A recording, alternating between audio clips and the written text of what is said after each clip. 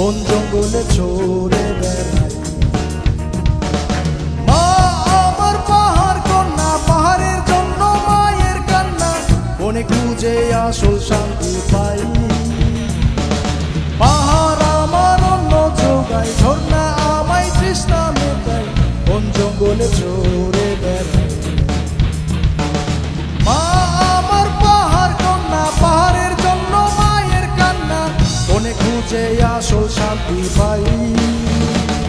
আমি আদিবাসী, আমি পাহাড় নিবাসী, প্রকৃতি আমার বাড়ি, ঈশ্বর প্রকৃতি। আদিবাসী, পাহাড় নিবাসী, প্রকৃতি আমার বাড়ি, ঈশ্বর প্রকৃতি।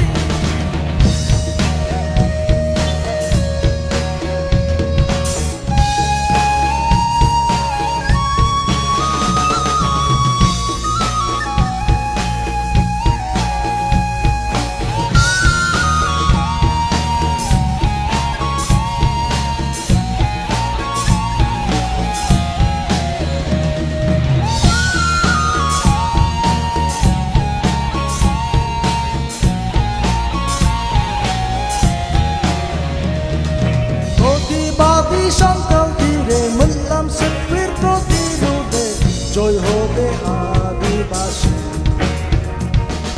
কেউ দন যাত্রা চেষ্টা, কেউ চৌড়াল মারাত্মনি, কেউ আমরা অনন্ত ধামাই। প্রতিবাদী সন্তান তীরে মল্লাম শিল্পীর প্রতিরোধে জয় হবে আদিবাসী। কেউ কেউ চৌড়াল মারাত্মনি, কেউ আমরা অনন্ত ধামাই।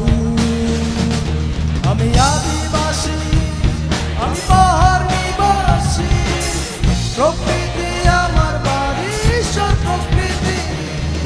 আদিবাসী, পাহাড় নিবাসী, প্রকৃতি আমার বাড়ি, ঈশ্বর প্রকৃতি।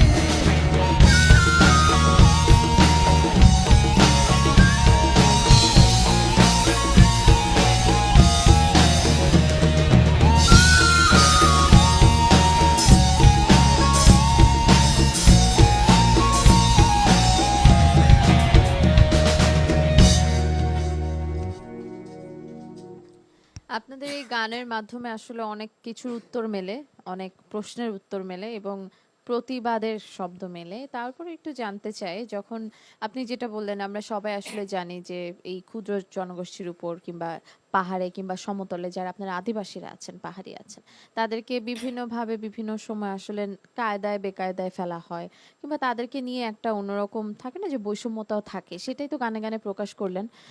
অনুভূতিটা আসলে কেমন? এটা কতটুকু যৌক্তিক? আসলে আদিবাসী ব্যাপারটা বিতর্কিত হওয়ার কারণটা হচ্ছে আদিবাসী অর্থটাই জানে না অনেকেই। আদিবাসী মানে কিন্তু আদিবাসিন্দা না।